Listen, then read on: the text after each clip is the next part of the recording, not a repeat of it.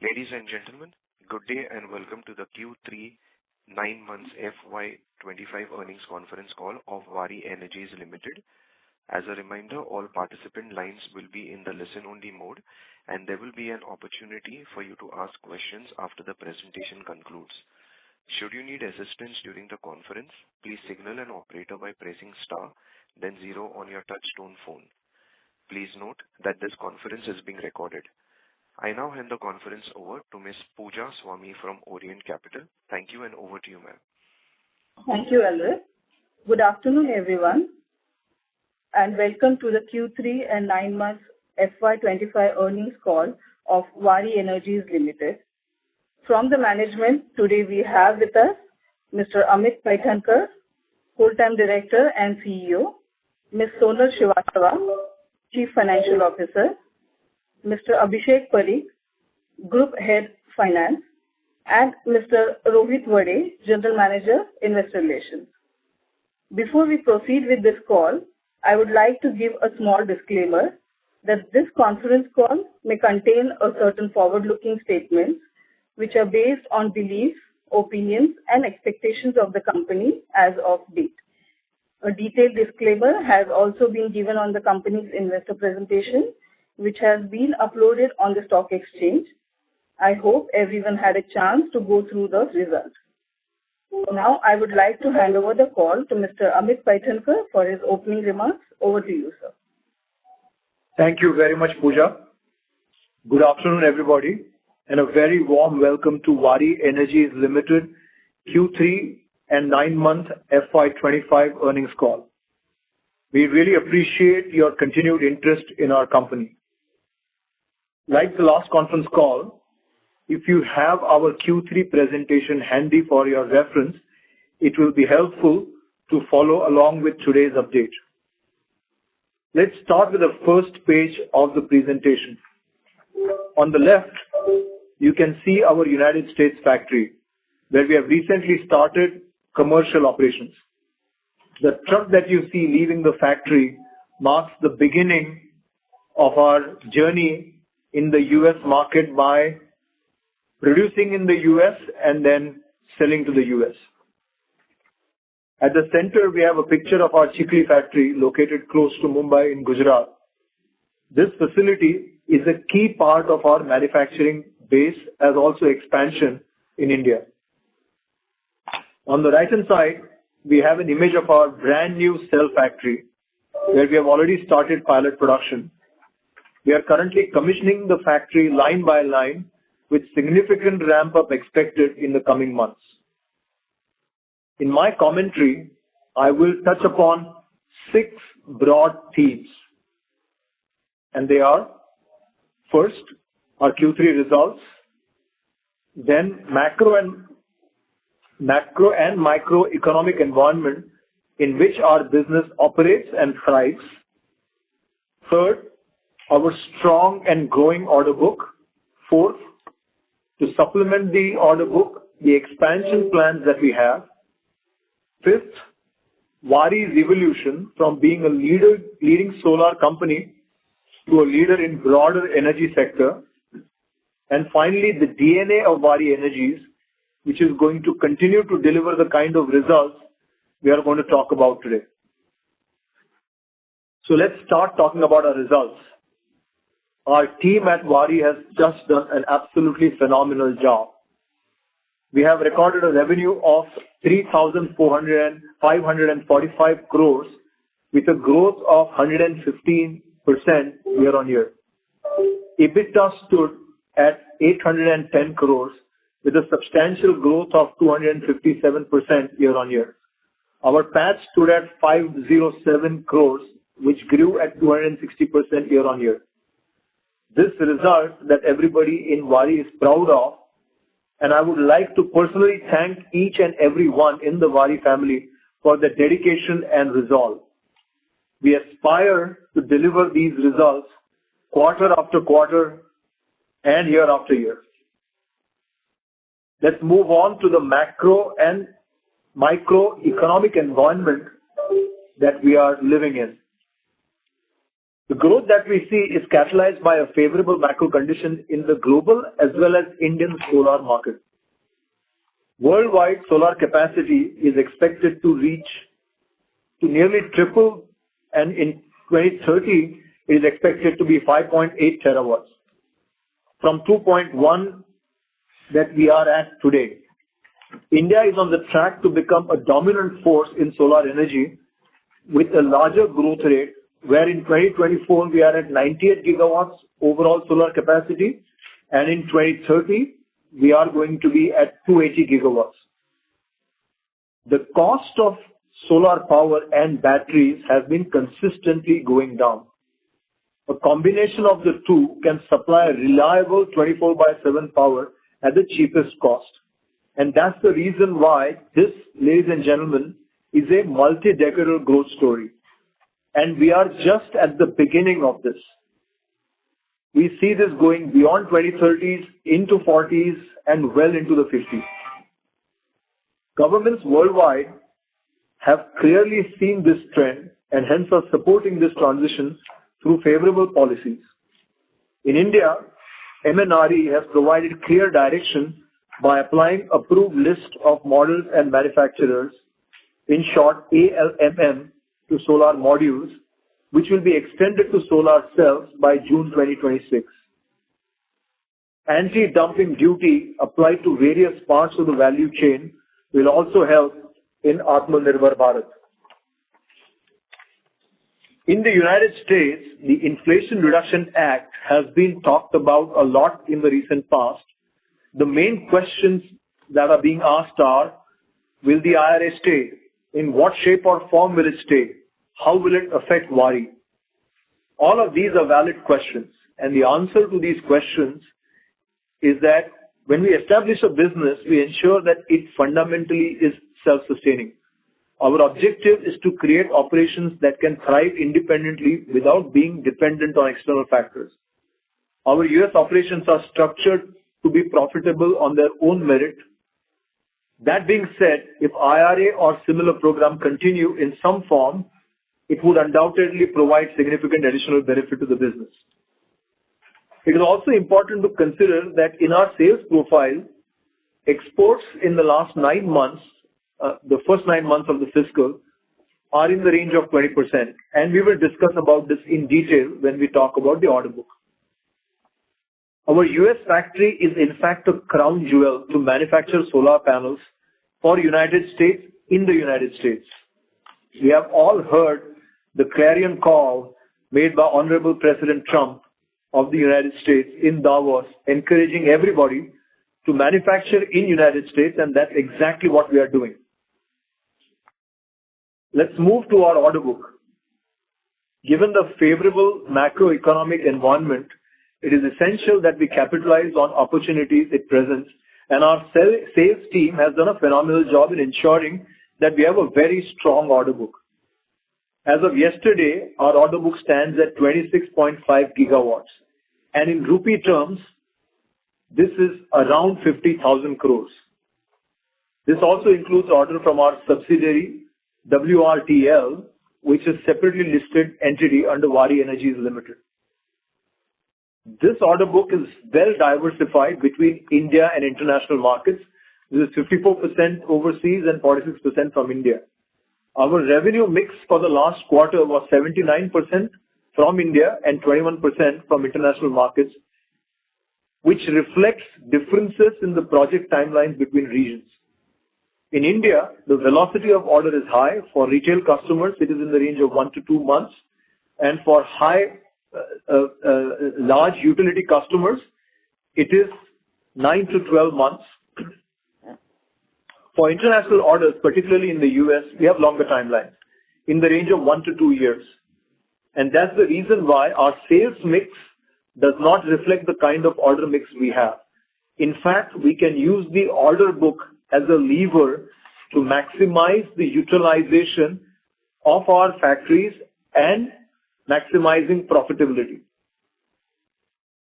While on the order book, we would like to talk about the conversations that we are having with our US customers. Our order book stands strong, and external changes have not really impacted it. In fact, our order pipeline is growing every month, and we see buoyancy in the US market, we see buoyancy in the India market, and we see buoyancy all across the world. That brings me to the next topic, which is expansion and new factories build out. As we have a robust order book, of course, we need to have adequate capacity built for execution. All of our projects are on track. We mentioned in our last earnings call that our US factory would be ready and operational in January. And in accordance to that commitment, we have started commercial operations on January 22nd, 2025. Our cell factory is on the path to full-scale production with pilot production already underway. The 1.4 gigawatt mono-PERC lines are in advanced stages of trial production, and we should commence full-fledged commercial operations very soon. The remaining 4 gigawatt TOPCon lines will also be operational by April-May timeframe. Additionally, our 6 gigawatt PLI project for ingots, cells, and wafers remains on target. These expansions are critical to meeting our growing demand from customers and as evidenced by our order book. This brings me to the next theme. This is an extremely important theme because it's about the future evolution of Waaree, from a solar manufacturer to a broader renewable energy player. There are lots of adjacencies to the solar business which we are tapping into. Our board has already approved green hydrogen and electrolyzer business with an investment of 551 crores, battery business with an investment of 2,073 crores, and the renewable power infrastructure business with an investment of 650 crores. We are also making an investment of 130 crores in our inverter business. We are in the process of acquiring NL, Green Power India. The acquisition is, of course, subject to statutory approvals. We have been awarded a PLI for 300 megawatts electrolyzer manufacturing facility, and just a few days ago, we have won a SECI bid for 90,000 tons of green hydrogen production. So, ladies and gentlemen, as you can see, Waaree is evolving with an aim to accelerate energy transition in India and around the world. All of this brings me to the last point which I want to mull on. Throughout its existence, all the way from 1990 till now, Waaree has delivered what it has promised. And the reason why it has delivered what it has promised is because of its concentration and a single-minded dedication on operational efficiency, making sure that we are extremely lean, with a single-minded focus on costs, on efficiencies, on being lean, and delivering results quarter after quarter, month after month, and year after year. And all this happens by diligence, by persistence, and by teamwork. Every member of our Waaree family is driven towards excellence, and I would like to thank each and every one for a phenomenal quarter. With that, I will now hand over to Sonal for further updates. Thank you, Amit, and good afternoon to all, and welcome to the earnings call. As rightly mentioned by Amit in his comments, Team Waaree has done a remarkable job, and that is, of course, reflected in our numbers for Q3 and 9 months FY25. Looking at our numbers on a consolidated basis, we have reported revenues of rupees 3,545 crores in the quarter, making a substantial increase of 115% on a year-on-year basis. EBITDA for Q3 FY25 stood at 809 crores, a significant growth of 257% year-on-year basis, and a margin of 22.84%. Profit after tax for the quarter stood at 507 crores against 140 crores last year, reporting again a growth of 260%. On a 9-month basis, we have reported revenues of over 10,000 crores, so 10,705 crore in this year, which is an increase of 24% on a year-on-year basis. EBITDA for 9 months FY25 was rupees 2,663, which is an increase of 56% over the previous year, and a margin of 19.28%. Profit after tax stood at 1,283.66 crores against 799 crores in the previous year, which is a growth of 60.62%. With this, we can now start the question and answer session. Thank you very much. Thank you. We will now begin with the question and answer session. Anyone who wishes to ask a question may press star and 1 on their touch-tone telephone. If you wish to remove yourself from the question queue, you may press star and 2. Participants are requested to use handsets while asking a question. Ladies and gentlemen, we will wait for a moment while the question queue assembles. The first question is from the line of Deepak Krishnan from Kotak Institutional Equities. Please go ahead. Hi, sir. Hope I'm audible. Yes, Deepak, you very much are. Sure. So just obviously on top of your mind, if you look at Q on Q, production has been at a similar level, so has been revenue, but gross margin has sort of seen about a 500 basis points expansion. So I think any factors or anything that we want to highlight given a similar level of execution, what has sort of changed for us because nor do we see any sort of cost materially being different. So, is it a procurement strategy that we sort of applied? Is it for us? Does it hold for the industry as a whole? And, X of cell, can we do sort of a similar sort of margins for the current business on an analyst basis? That's sort of my first question. So, Deepak, let me paraphrase the question because for some reason you were not very clear. So please let me know if I have understood your question very well. What you have said is that the revenues between the last quarter and this quarter are sort of similar. And so what is the reason for margin expansion? And you tried to give some reasons for margin expansion. Is that the question that you have asked? Yeah. So broadly understanding similar production, similar revenue levels, and no real change in cost pricing at a global level. So, what measures have caused this sharp improvement in margins? How sustainable is it? And on an analyst basis, if we do the same business, do we sort of continue to report these sort of margins?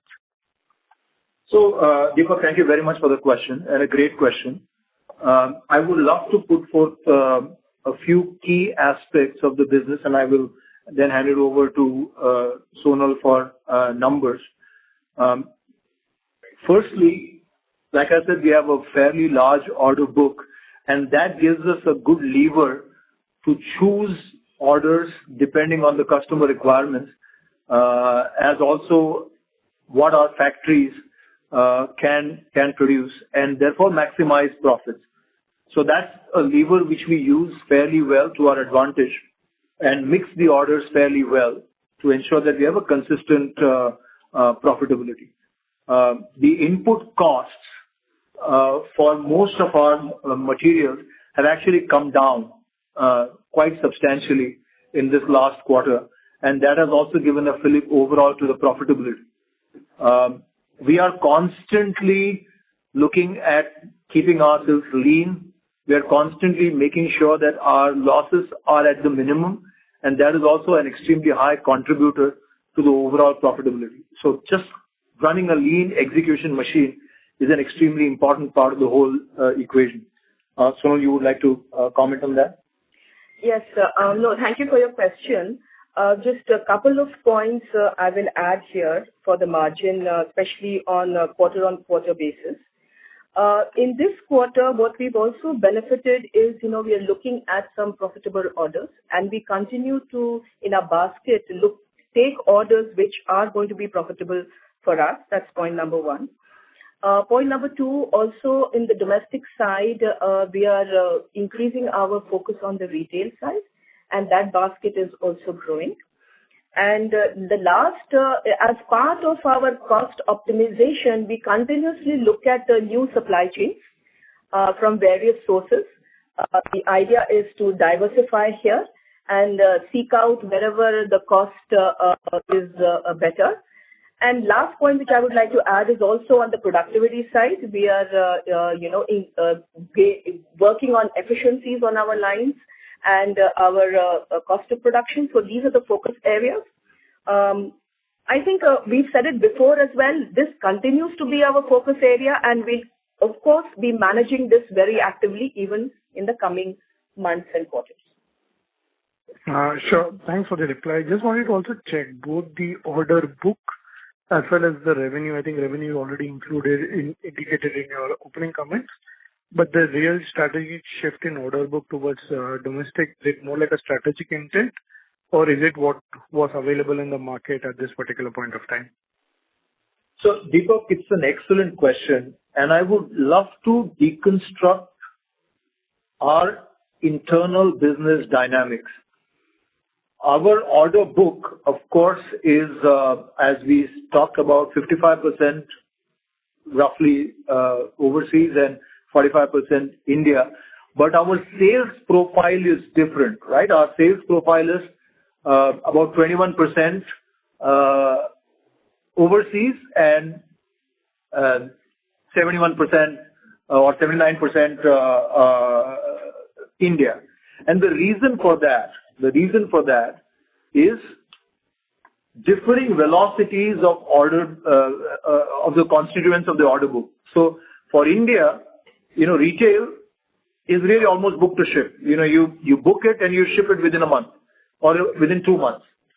Large utility orders, you typically book the order and then ship them in 9 months to 12 months. That's what India dynamics is, right? But for the US, it's anywhere between 1 to 2 years, and some of it is even 2.5 years, right? So that's the reason why our sales profile does not necessarily mimic the order profile.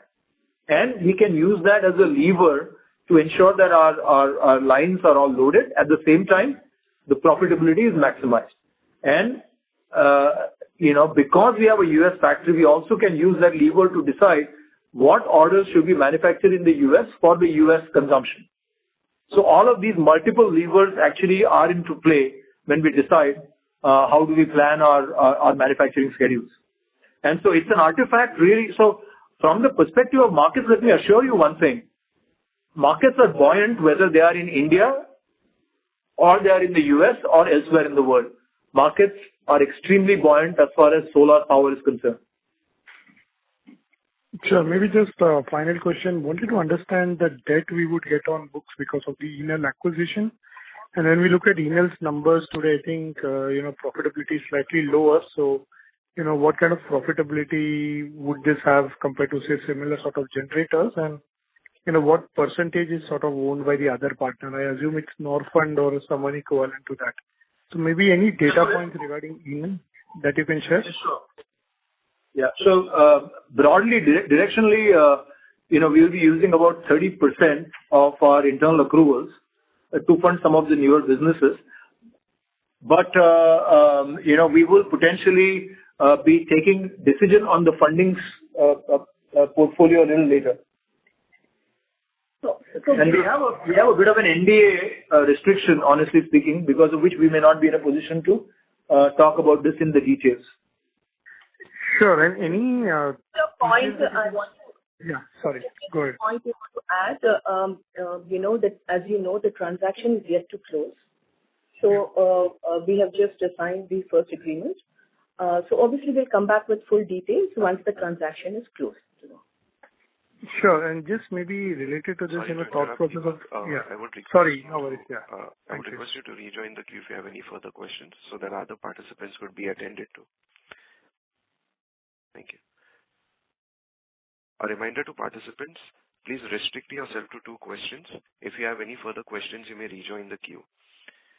The next question is from the line of Pratik Kumar from Jefferies. Please go ahead.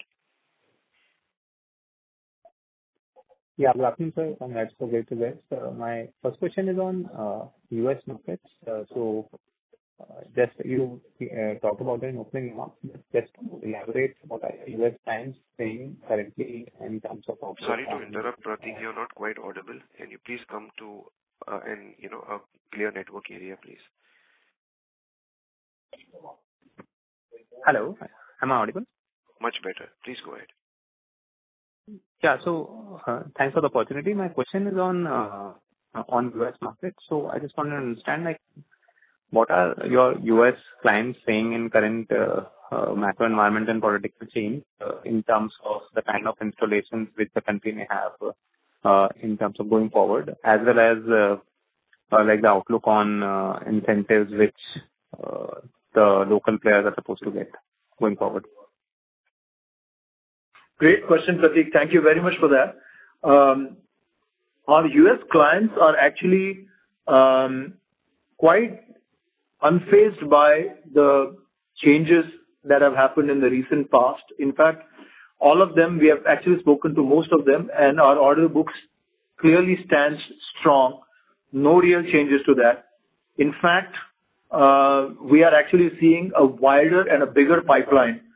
So any change of dispensation honestly has not resulted in any negative impact on the order book, number one, as also the pipeline for the US business that we see. You also asked a question on the outlook on the various US related policies. I think it'll be too premature to comment on that. We are ourselves waiting and watching as to what's happening in the US. But the important part, as I said in my in my opening conversation, is that we have configured the business in such a manner that it needs to stand on its own 2 feet. Right. And related question, so there is this 6.5 gigawatt increase in order book in this quarter. Is this all like international markets? It's a mix, Prateek. It's not really only international markets. I mean, Indian markets are also very, very strong. So it's a mix. Okay. I have one other question regarding your... if you've got more questions, please rejoin the queue as we have to move Sure, on to thank the you. next participants. Thank you. The next question is from the line of Nikhil Nigania from Bernstein. Please go ahead. Yeah, thank you for taking my question. My question is, earlier we were hearing of issues in getting equipment from China and, even visa-related issues for people to come in from China into India to set up the facilities. If you could share if there has been any update or improvement on these trends. Nikhil, thank you very much for the question. Your first question on equipment from China, we are not seeing any major issues.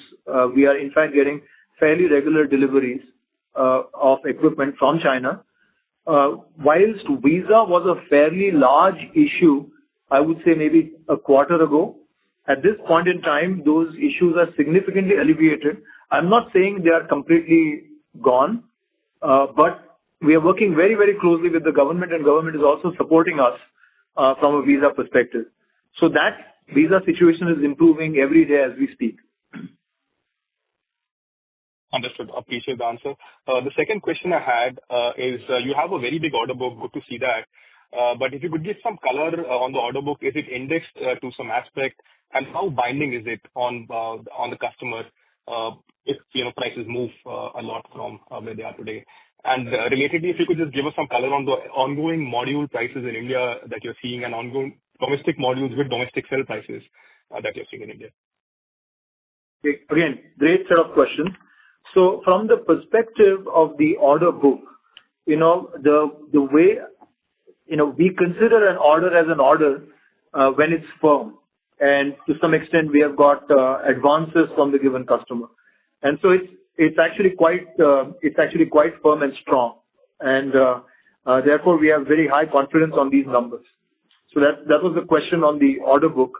Your question, the next question was, sorry, can you repeat that, Nikhil?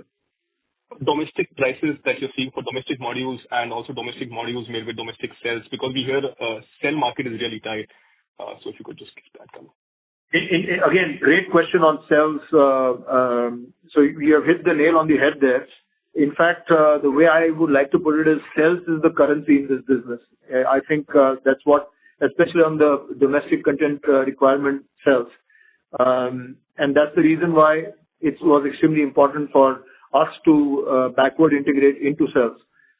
Going out into the future, as we see more and more cell manufacturers coming in, we can see pricing change a little bit, may not be a whole lot, because I think from a demand and supply situation, as far as the DCR cells are concerned, I think we will continue to see a gap. So although there will be a bit of tempering of prices, I don't see it dramatically moving.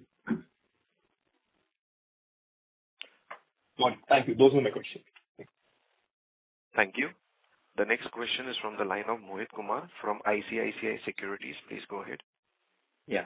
Thank you. Thank you, sir, for the opportunity, and congratulations on a very, very good quarter.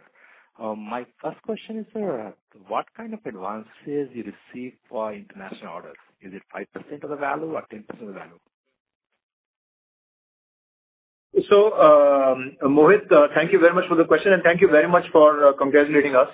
The advances are anywhere in the region of 5 to 10%.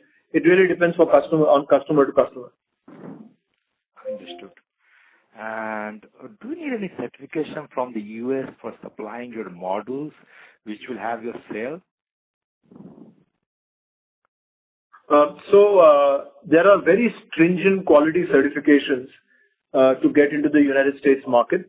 And similarly, there are standards that we will need to meet, which, our factories are actually configured to take care of all of that. How much time will it take for you to get a certification for supplying to the US for a sale, especially?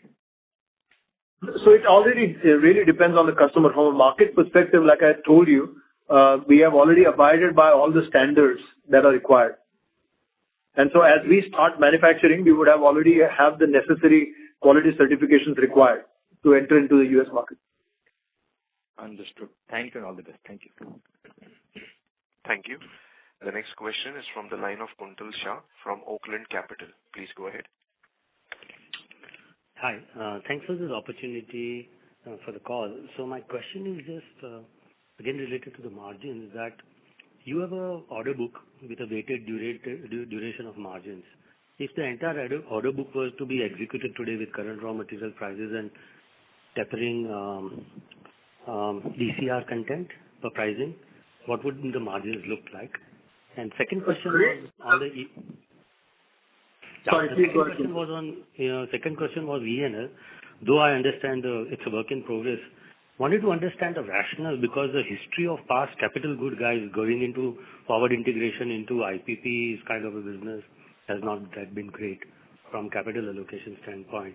So you want to originate the transaction, complete the transaction and sell it off, recycle, or are you going to hold on to the assets for a much longer period of time? Was the question. Super. Great questions. Very, very good questions, Kuntal. The first question is a question which I would like to ask either ChatGPT or maybe DeepSeek, because it is beyond my intellectual capability to quickly process all the numbers and say, if hypothetically everything I do it right now, what could be the kind of margins that we have? I'm looking at my CFO here, and she kind of agrees to the fact that we may not be in a position to give that number at this point in time. So I would gracefully pass that question. But the second question, the reason why we are actually getting into various different kinds of businesses within the energy transition vertical is primarily to support the core manufacturing business that we have, which is solar. And of course, as we move on, the other adjacencies of batteries will come up, inverters will come up, and so on and so forth. So a business like NL will actually provide us some internal consumption for our modules, and that's one of the primary sort of reasons why we seek these adjacencies. All of these are adjacencies, right? So the rationale essentially also, and again, we have a large EPC arm within, which is again a listed company, WRTL, and that also is an important element, right? That can forward integrate into the NL type of business. So those are the reasons why we are extremely excited about the NL acquisition. So overall, it's accretive to our business. it helps the core manufacturing business, it helps the core EPC business, and those are the reasons why we have got into NL. Yeah, but once the asset is stabilized, will it be transferred or will you retain it for a long period of time? So, honestly speaking, Kuntal, those are decisions which will be made by the business as times evolve. I would not be in a position to definitely tell you whether we will flip it every time, but we may potentially flip some portions of that as well. I mean, that's definitely there as a part of the overall business plan. Thank you. I'll join the queue. Yeah, I mean, just to add on to it, we have, we could potentially be looking at equity partners as well. We can potentially look at how do we flip it so that, there are various ways in which we'll approach this business. Noted. Thank you. Thank you. The next question is from the line of Pratik Jain from ICICI Prudential AMC. Please go ahead. Yes, am I audible? Yes. Hello. Yeah. So, sir, just coming back to the margin expense we had. So, I understand that you don't have visibility on the future order book, what kind of margins you will make. But is it an industry-wide change that since you were able to, if we see from the P&L, the majority of the drop in expenses came from the raw material as well as the inventory and stock in trade. So is it just for Waaree, are they doing something different, or is it an industry-wide change that we can see the margins expanding for other players also? So, again, Pratik, phenomenal question. I will talk about Waaree and what we do. Of course, I would not want to give out our secret sauce in entirety. But primarily what really helps us out is, number one, our scale. Number two, our dogged determination to be lean and execute in full speed. Have a good negotiating leverage with our suppliers. Like I said, our order book is very strong, so we use that as a lever for the right mix and making sure that the profitability is always sound. So these are all the tricks of the trade that we have available with us. Okay, sure, sir, understood. Thanks. Thank you. The next question is from the line of Naman Kasad from Wimbledon Asset Management. Please go ahead. Hello. Yes, Naman. Hello. Yeah, go ahead, Naman. Yeah, hello. Congratulations on good set of numbers. So my first question is, when we are expecting full-fledged commercial production, not trial, it's commercial production of 1.4 gigawatt and 4 gigawatt cell line separately. And also, what are the challenges we are facing in setting up a cell line, or in general also? Naman, thank you very much for these questions.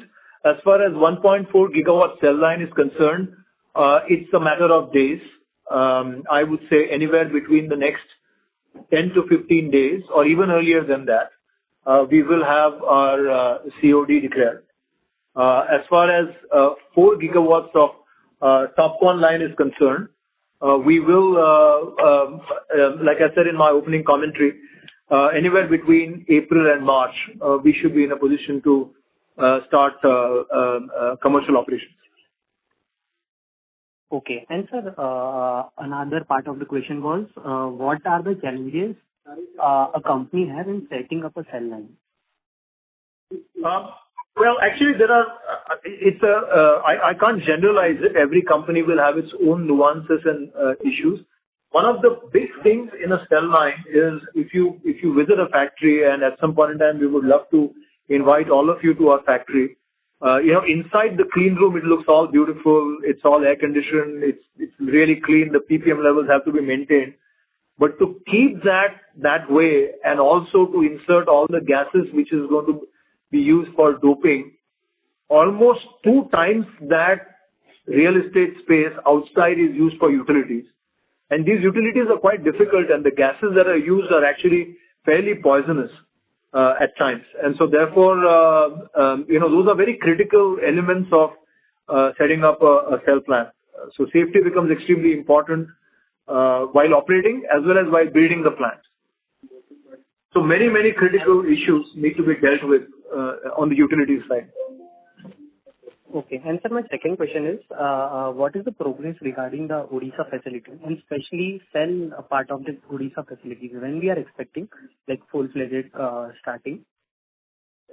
Naman, thank you very much for the question. The Odisha facility, the PLI facility, is very much on track. We have talked about 2027 of operation, and we continue to be optimistic that we will start at that point in time.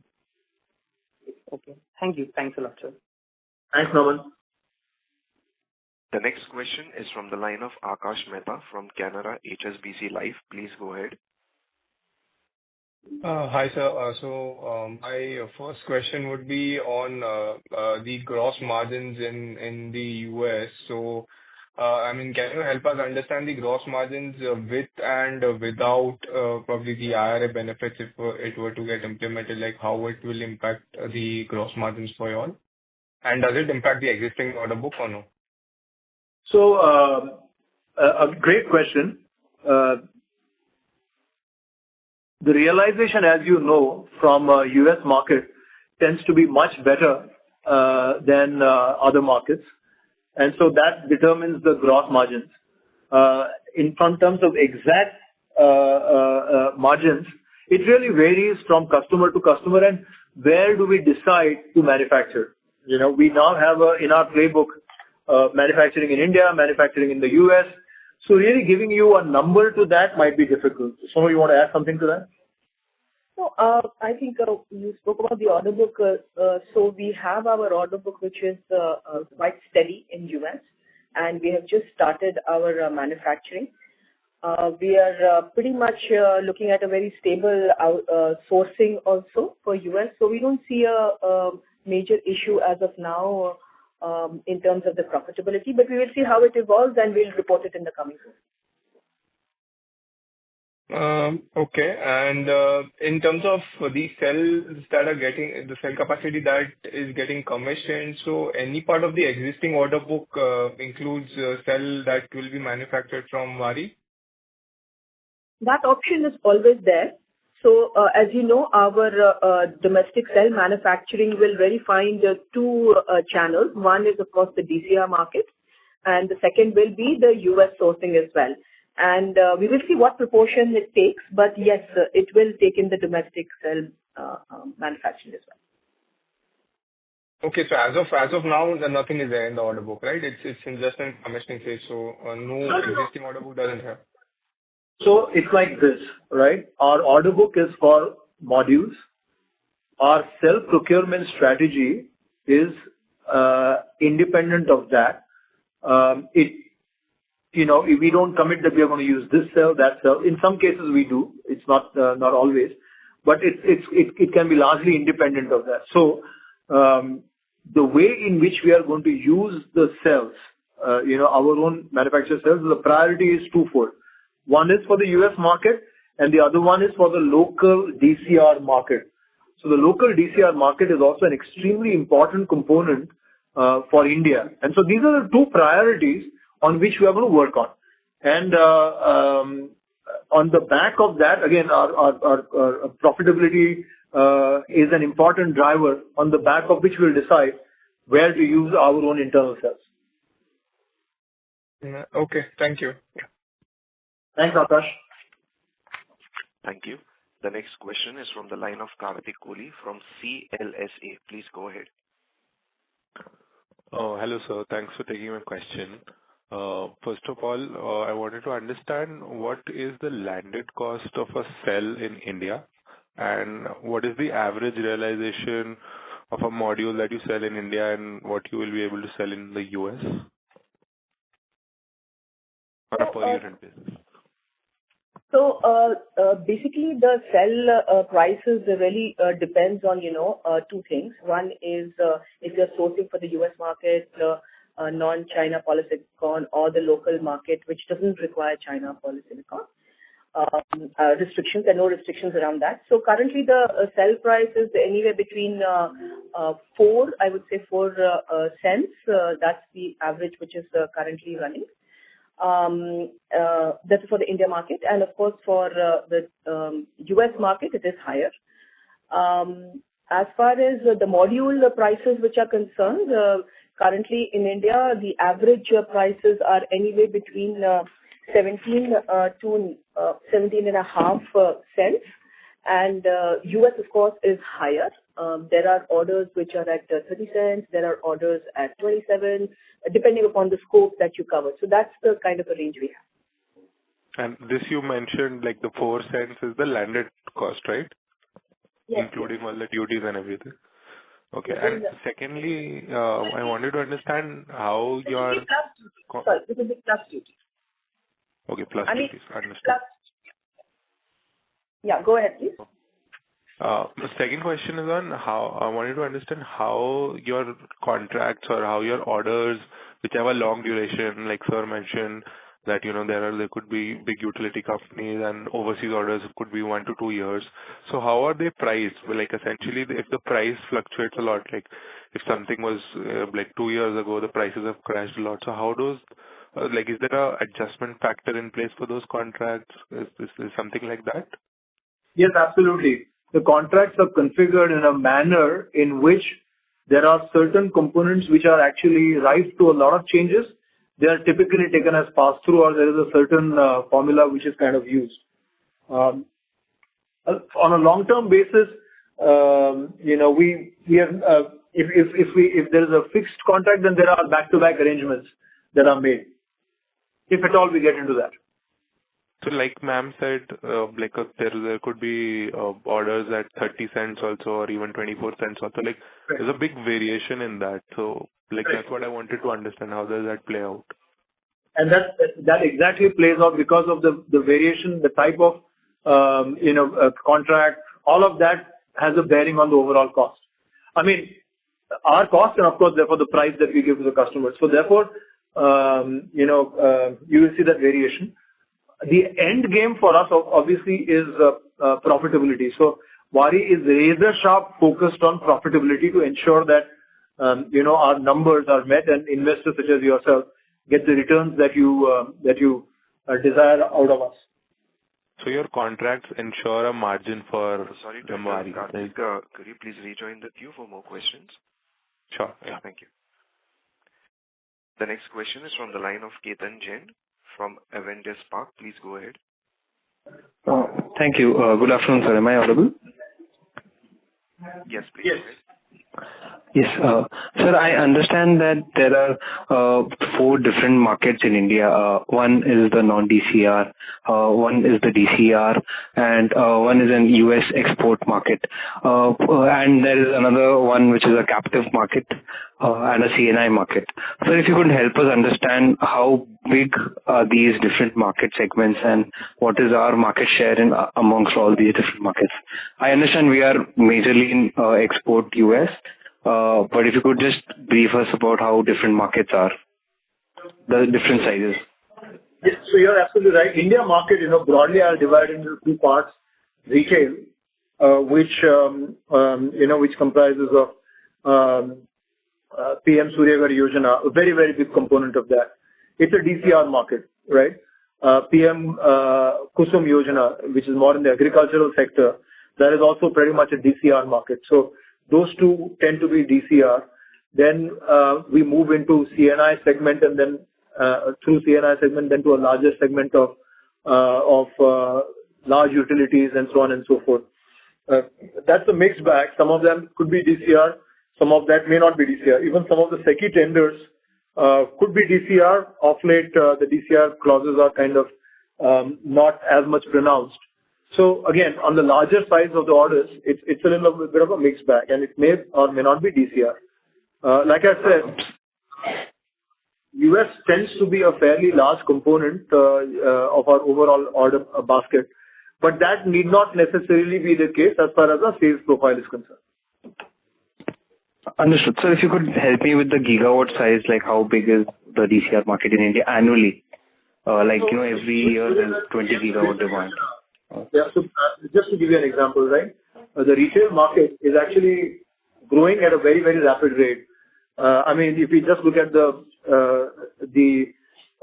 goal of PM Surya Ghar Yojana of the number of households multiplied by 3 kilowatt per household, it almost lands up to about 3 gigawatts of requirement, right?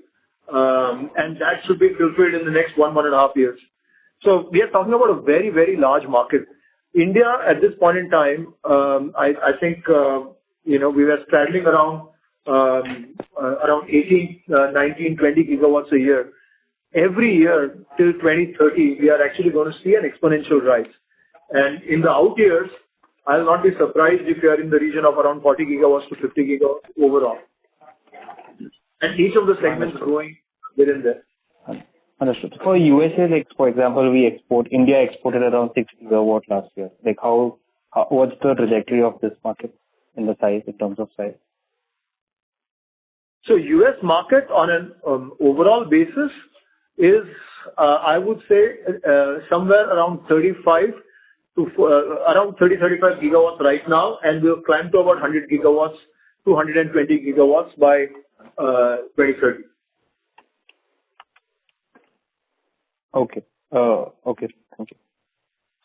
Thank you. Thanks, Stephen. The next question is from the line of Sarang Joglekar from Vimana Capital. Please go ahead. Yeah, thanks. So you said input costs dropped, right? So just wanted to know what input costs dropped. Is it the cell? You're not quite audible. Could you please come where there's better network? Can you hear me? Yes, please go ahead.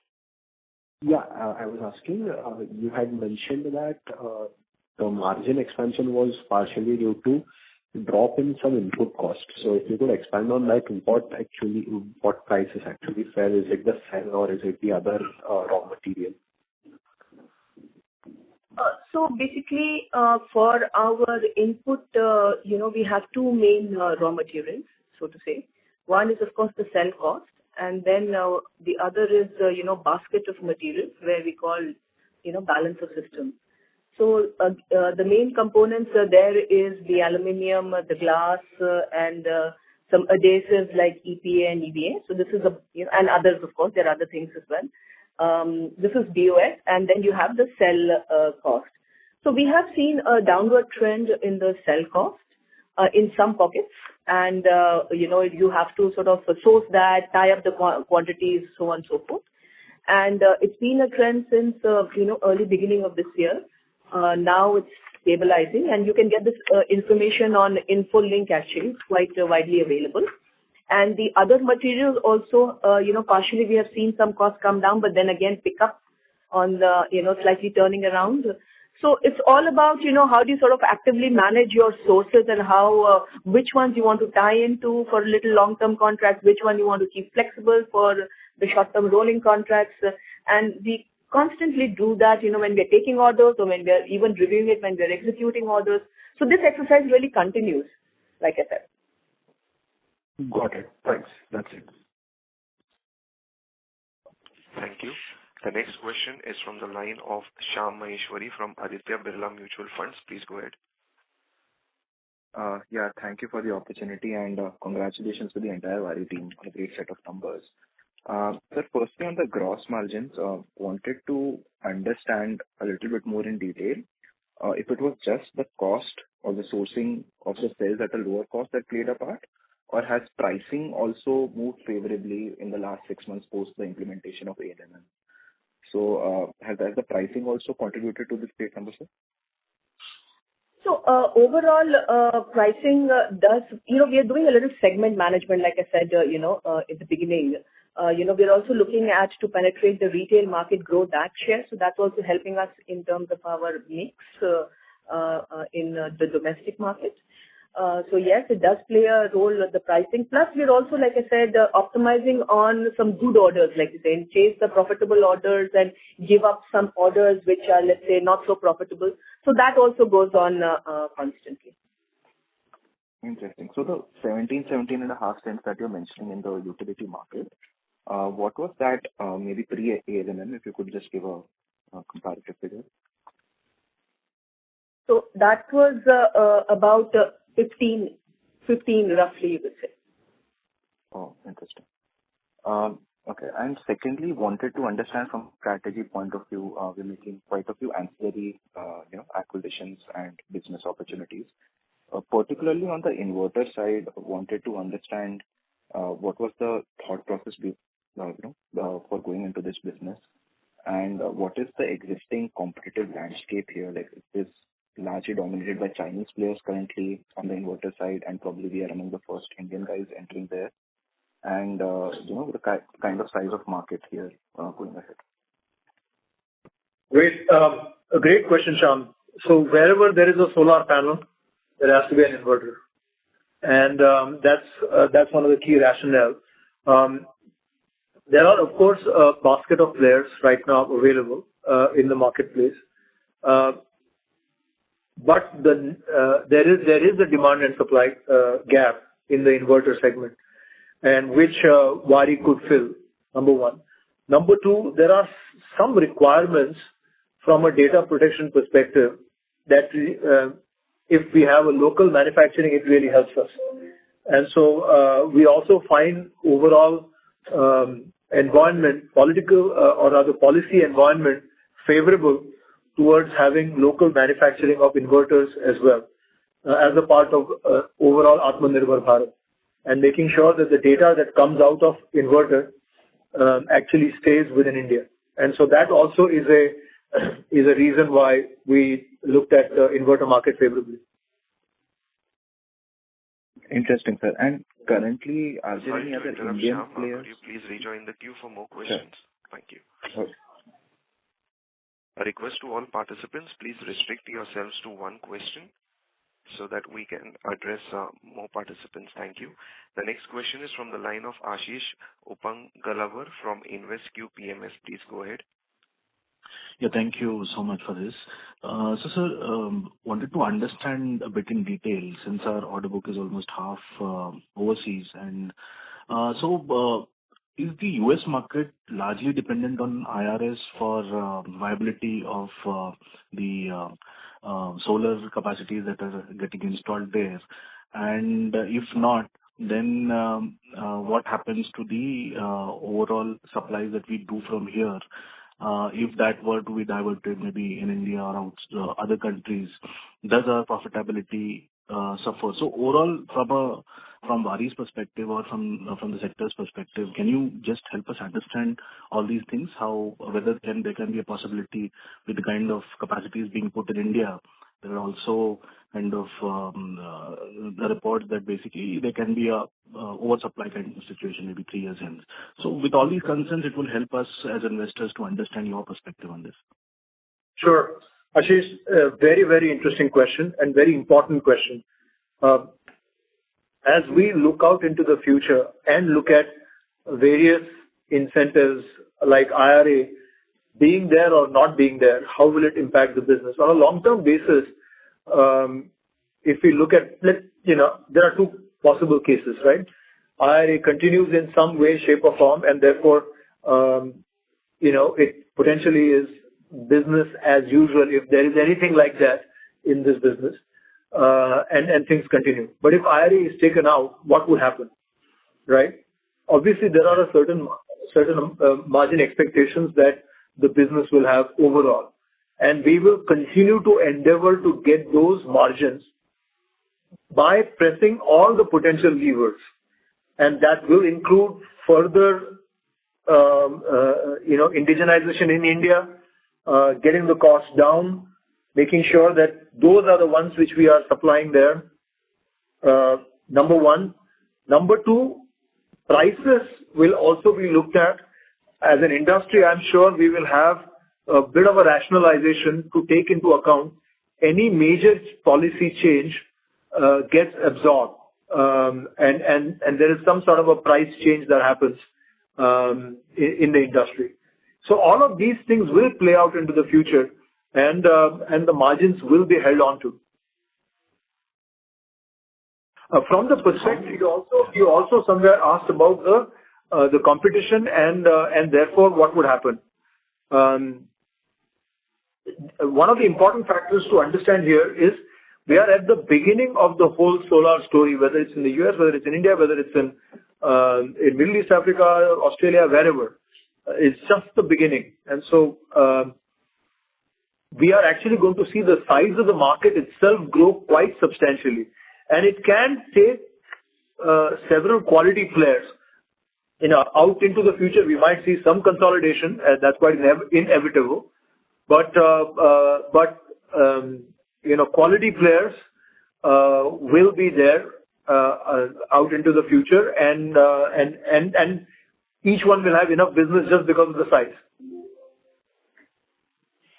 of the market. Yeah, but sir, don't you think that profitability of the industry overall? Please rejoin the queue for more questions. No, we're discussing the same question. I think the answer is not complete as of now. Okay, please go ahead. Yeah, so you're saying that despite maybe capacities coming in or something going wrong with the IRA, still the margins or the profitability will be maintained as the demand is going to be quite there, right? Is that the answer? Because it doesn't seem to be. Okay, let me. You have more or less got my answer. Let me paraphrase it. We will endeavor to keep the margins as they are today, or maybe even better going forward, using all the levers that we have as a company and as an industry. Okay, so probably you are pointing towards the cell capacities adding to your profitability. Everything. We have cell as a lever. We have many levers. I talked about levers of profitability several times, and we'll use all those levers. Yes. Sir, would request a meeting with management representatives soon, because we put a request, I think, 3-4 months back, so we've not got any answers, because these are key aspects to understand for investors regarding macros of the business. So that's a request. We will be setting up meetings, and you can get in touch with our head of investor relations. Surely. Sure. Thank you. Thank you. The next question is from the line of Nikhil Abhyankar from UTI Mutual Funds. Please go ahead. Yeah. I just need clarification on your comment earlier. When you mentioned that the recent SECI tenders have a lower domestic content requirement. So can you just elaborate that? Because my understanding was that with the introduction of ALCM, the DCI content will only go up. That's absolutely right. From 2026 onwards, with the introduction of ALMM for cells, that will continue to grow. You're right. I was referring to the situation as it stands today. But out in the future, yes, Atmanirbhar Bharat is an extremely important theme, and we will have a situation where we'll have to manufacture more and more of renewable energy-related components within India. Okay. Sure, sir. Thank you. And all the best. Thanks, Nikhil. The next question is from the line of Balakrishna from Oman Investment Advisors. Please go ahead. Hi, congratulations on the good set of numbers. So I have some small confusion regarding the order book. So whatever order book we are mentioning of the 50,000 crore, so I think the prices of the selling price of the module are fixed. We are in no opinion like that. But in the recent discussions in this call, I understood that the prices maybe vary at the time of delivery. Is it right, or am I missing something in this? You're right. By and large, you're right. Where the contracts are based on certain pass-through elements, these contracts may have a varying selling price at the time of delivery. Okay, fine. Then regarding this order book, so most probably we can execute in the next 2 years, right? So that's 50,000 crore order book as we have capacity. Balakrishna, can you please come again on that? Regarding the order book, which we have around 50,000 crores, so which is of we can execute in the next 2 years, right? We can complete that order book. Yes. You're absolutely right. It has got orders all the way from now to gestation period of 2 years. Correct. Okay. Lastly, on this new verticals which we have invested, like battery storage and electrolyzers and hydrogen production. So what is the rough estimate of the revenue potential of these 3-4 verticals? So could you please give a rough idea? I don't need any exact figure. If you can understand the potential, would like to have the figure from each vertical. Could you please help? So it's kind of early days, Balakrishnan, for that. These are based, the investment thesis is on the basis of a certain amount of requirement. But I think it is best to talk about those businesses once they, start operating, and that would be a better time to talk about the revenue potential and the growth that we will see in those businesses. Okay. Thank you. Thanks a lot. Thanks, Balakrishnan. The next question is from the line of Rohan from Elverse Capital. Please go ahead. Good afternoon, sir, and congratulations on great set of numbers. Most of my questions have been answered, but just one question. There have been a lot of announcement around the cell plants, cell capacities being announced in excess of 100 gigawatt. I want you to address, this is a critical question because I understand cell making is not that easy, as you mentioned earlier also. How much time will that take for 100 gigawatt kind of capacities announced by different players which are at announcement stage? How easy or difficult it is for such capacities to come easily in the market in next 1 or 2 years, or it will take really long time? So about 20 to 25 gigawatts of capacity should come online fairly quickly here, because we know of plants which are kind of close to commissioning. But taking it to 100 gigawatts is actually going to take time. I think most of the additions of whatever cell capacities have been talked about now sort of add up to in the region of somewhere around 40 to 50 odd gigawatts. Like I said, these plants are not the easiest to construct, but of course they're not impossible. I mean, several of the players have already done that, and so it really depends on the people, the expertise that the team builds, the project management skills that are brought onto the fore to get the execution done. So that it really is a function of all of that, and we do believe that overall India will be a very important contributor to the cell industry, solar cell industry worldwide. Great. So then my next question comes to the point that India will continue to add around 30 to 35 gigawatts in next 4 to 5 years till 2030, to achieve our target till 2030. And post ALCM implementation also, then the addressable market size in India becomes 30 to 35 gigawatts. That means a 50, 60 gigawatt makes it completely demand supply neutral. So where do you think that these excess capacities which would come will be absorbed into? What is your thought process around it? The world is my oyster, Rohan. We have a huge, as you see, our order book outside of India is also very big. And all the manufacturers who have actually gone ahead and put their plans is also for a broader market. And mind you, India itself is growing in size. India itself is growing in size in terms of market. If you have to reach to 250 gigawatts of solar power, by 2030, it's actually a much larger number, by the way. The asking rate will be in the region of 60, 70 in the out years. So there will still be a demand-supply gap.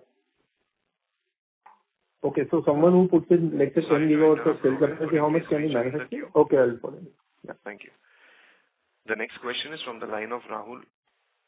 The next question is from the line of Garvit Goyal from Invest Analytics Advisory LLP. Please go ahead. Hi, am I audible, sir? Yes. Yes. Good afternoon, sir. Congrats for a good set of numbers. I just want to understand, if I add up your 3-quarter revenues, we are at a quarterly run rate of 3,500 CR, right? Going by that, our annual revenue this year should be around 14,000 CR, which is a growth of almost 22% only if over FY25. So when we are saying that the demand is very robust and all, so does that mean we are facing some challenges in execution because our run rate seems to be muted on quarterly basis? We can talk about the definition of muted here, but you have seen our order book. What actually limits us is really the capacity which we are coming up, which is coming up all across the world, including India, at a very high speed. So I think the more factories we build to cater to our customers' requirements, the faster will we be able to cater to them, and the faster growth will we be seeing. So, are we like what kind of execution we are looking for in FY? It's just a follow-up to the reply. So, just like what is the outlook for FY26 in terms of outline? We're not giving out outlook for FY26 as of now, but definitely I will point you towards our investor deck, and if you can see there that the volume has jumped 48% versus last year. So that is an important metric to note. So, and we've talked about on the prices and the raw materials, and you look at that jump in volume along with the expansion in gross margin, I think you will have your answers in terms of how the market is heading. I have got it. Thank you very much for all the best. Thank you. The next question is from the line of Piyush Mehta from Capri's Investment Managers. Please go ahead. Hi, am I audible? Yes. Okay. Hi. So, I think last part of questions on, overcapacity in the industry and, how we see the next few years shape up. But what I wanted to understand is, while we talk about overcapacity if there is at all over the next few years, I think just wanted to understand the fundamental difference between, the rated capacity and the average output from a particular facility. When I say that, say we have a 5 gigawatt capacity expansion coming up, what is the best case output that could come from it? So a great question asked. In fact, many people don't realize that when we say a certain capacity, it is for certain conditions of and types of modules. And so therefore the actual capacity is actually, depending on the type of modules that comes out, can be differing. The same 10 as an example, 10 gigawatt would mean 8 gigawatts, depending on the type of module that you are manufacturing. And so it kind of varies. But it's a great question because it's a very ill-understood thing in the industry. So for our capacity, which would be, say, largely TOPCon in terms of expansion, what is the usual output that we can expect in terms of capacity? In the range of, I would say, of the rated capacity, in the range of around 75 to 80%. 75 to 80%. Okay. And this is the same for the cell facility as well, the utilization. Cell capacity could be a little different. It'll be higher than that. Understood. Thank you so much. Thank you. Ladies and gentlemen, that was the last question for today. I would now like to hand the conference over to Mr. Amit Pratyakar for the closing comments. Ladies and gentlemen, thank you very much for being with us, asking all these very interesting questions. Some of them very challenging questions as well, but we really appreciate that challenge. Thank you very much for the interest. We appreciate your time. We appreciate the money you put into Waaree Energies Limited, and would like to assure you that you are in safe hands. Thank you very much, ladies and gentlemen. Ladies and gentlemen, that brings us to the end of the conference on behalf of Waaree Energies Limited. Thank you. You may now disconnect your lines.